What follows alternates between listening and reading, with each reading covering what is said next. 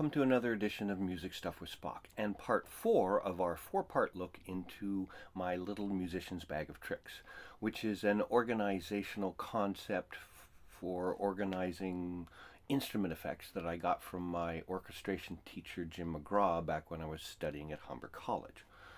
And in parts 1 to 3, we've looked at the effects of trills and tremolos, glissandos and harmonics, and various noise sounds specific to winds and strings. And that leaves the middle 2 sections of the orchestra, the percussion section and the others/extras section.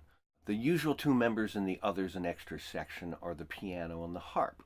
And I don't know a lot about the harp. It does have a large, hollow, wooden resonator, and it's got strings coming off of it. So many of the effects that you can do with other stringed instruments, like a classical guitar, you can do on a harp. And you can also get a lot of percussive noises by playing on the resonator itself.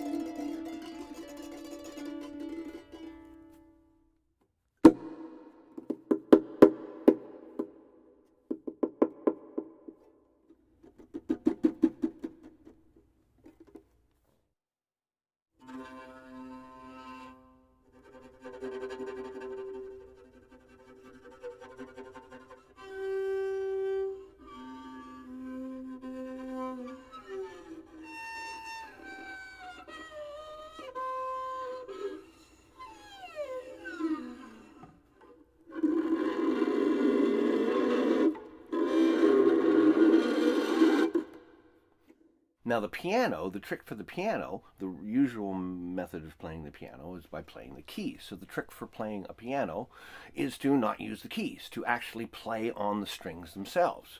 The piano has a huge resonator which is made out of metal, and then it's got strings drawn across it. So when the pedal is down, the sounds you make on this can ring for a very long time. And when you play the strings, you can do the same things you can do to other stringed instruments. You can pluck the strings for a pizzicato effect.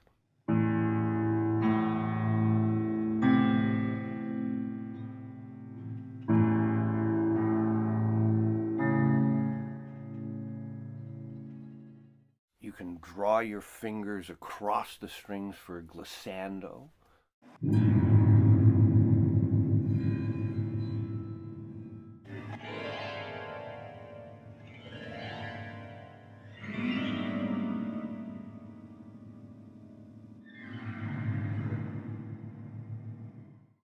By finding the nodal points on the strings and touching them, and either playing the string in the normal manner or by plucking it, you can play various harmonics.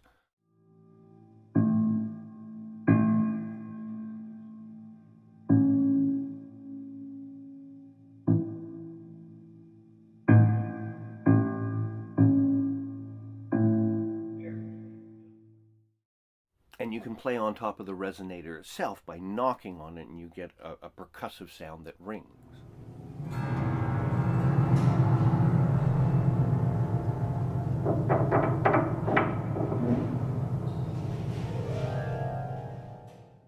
As far as I'm concerned, the 2 types of instruments that have the most variation in terms of timbre production are very, very long strings, like the lowest strings of the piano and the bass, and plate instruments, like a cymbal, or a gong, or a tam-tam.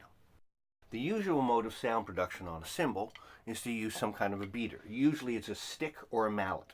Now if you use different sized sticks, you also get different timbres.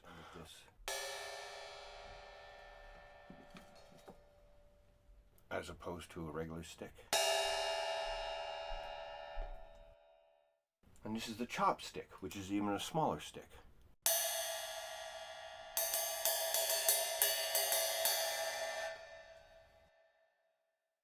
And this is a barbecue skewer.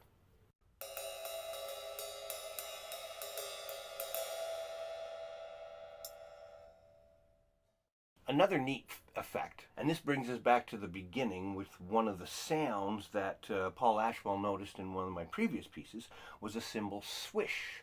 And the way we do a swish is we take a beater, for example. This is a triangle beater. And you put it on the cymbal and then you drag it across the cymbal very quickly and then release it. And you get a little swishing sound. This can also be done with a coin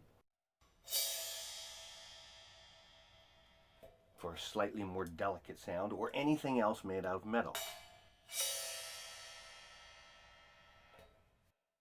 Another effect for cymbals is to use some kind of rattle or mute, and this is simply done by placing something on the cymbal.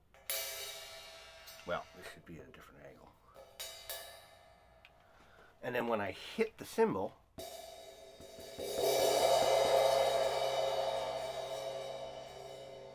it makes a little rattling sound. Here I have a pencil sharpener and a jazz ride.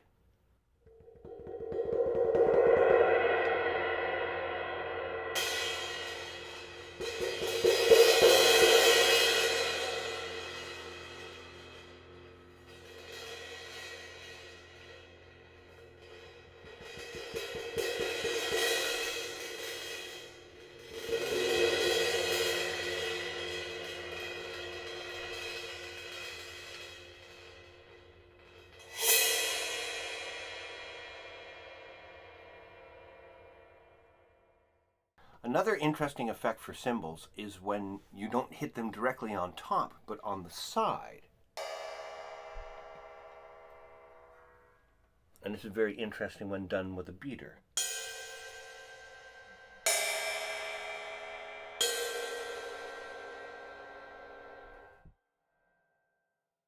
And if you hit it just at the right angle, you can get a harmonic.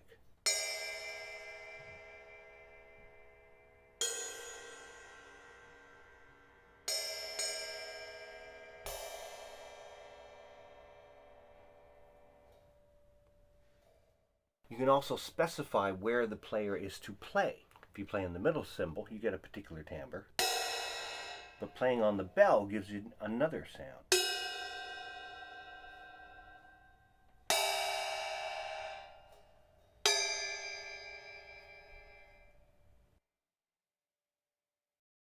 Another interesting effect is to use a bow. By using a bow, we negate the attack, and when you just get the higher end spectrum of the cymbal.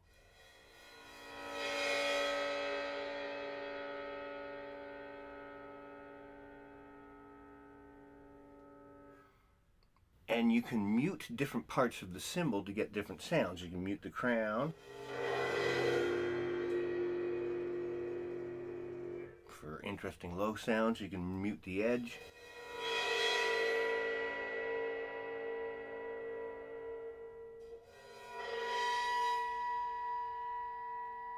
And mute it at certain nodal points to get harmonics.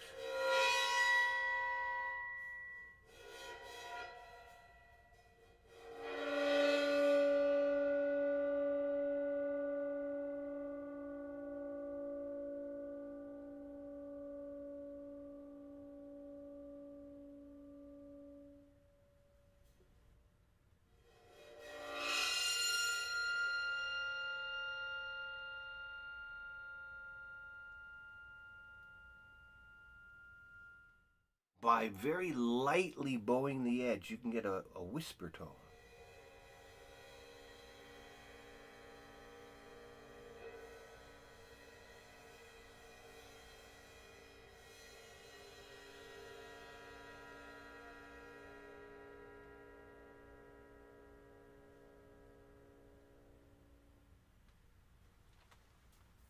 And an interesting effect is muting the cymbal partially.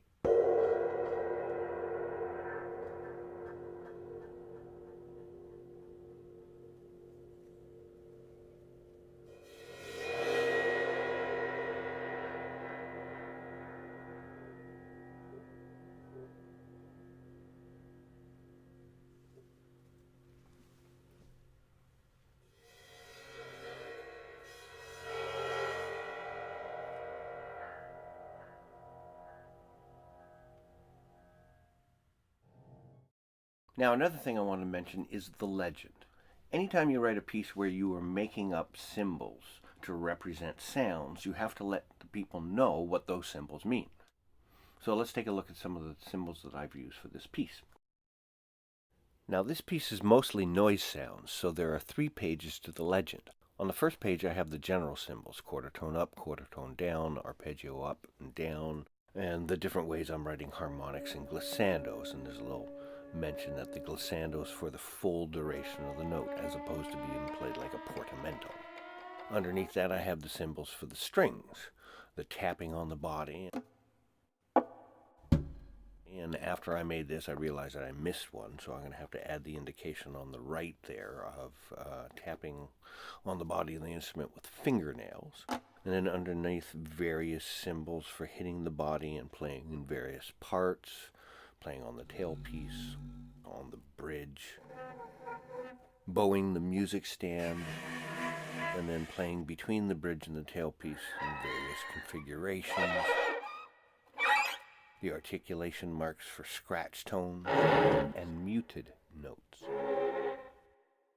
The second page has the symbols for wind instruments, general symbols for key clicks and breath tones, and different pops, and then symbols specifically for brass at the bottom, breathing through the instrument, mouthpiece pop, tapping on the body with a stick, various effects to be done with that. And the third page is the symbols for the percussion, the general symbols for the instruments, and the different mallets and bows, muted and non-muted, and then the symbols for the cymbals, and the configuration of the hand and the placement of the hand.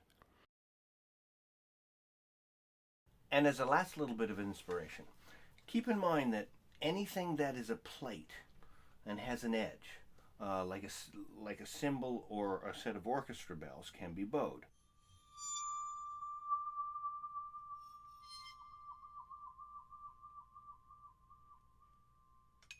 And the same effects we use on these instruments, we can use on other instruments. For example, the cowbell.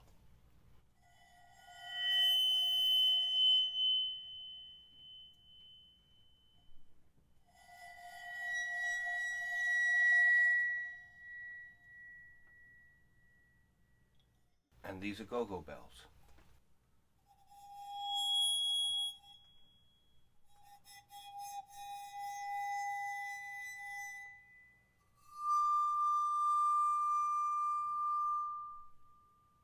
Glasses can be bowed.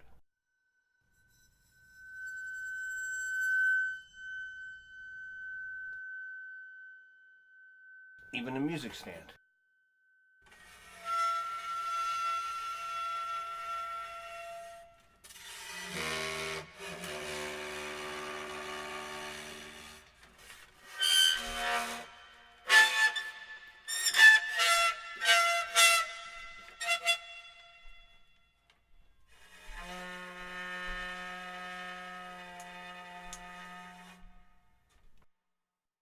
So it's really just left up to your imagination. All right, well, there's a brief look into my little musician's bag of tricks. If you were going to be writing pieces with noise sounds, I would suggest that you start up a book, or if you work on computers, start up a file, and sketch out the effects as you come across them, eventually put together some kind of a legend, and then photocopy that or print it out and put it up on the wall. So whenever you are working on a piece and you think, oh, what was that effect? How did I write that? It's right there, ready to go. Or keep it in a book that's right next to wherever you compose, so that it's your own reference manual. And as you come up with new effects, keep them in the book so they're always in the same place. So I hope you found that inspiring. But before we go, another brief noise study using all the different effects that we've looked in these 4 videos. So join me for the next one. See you soon.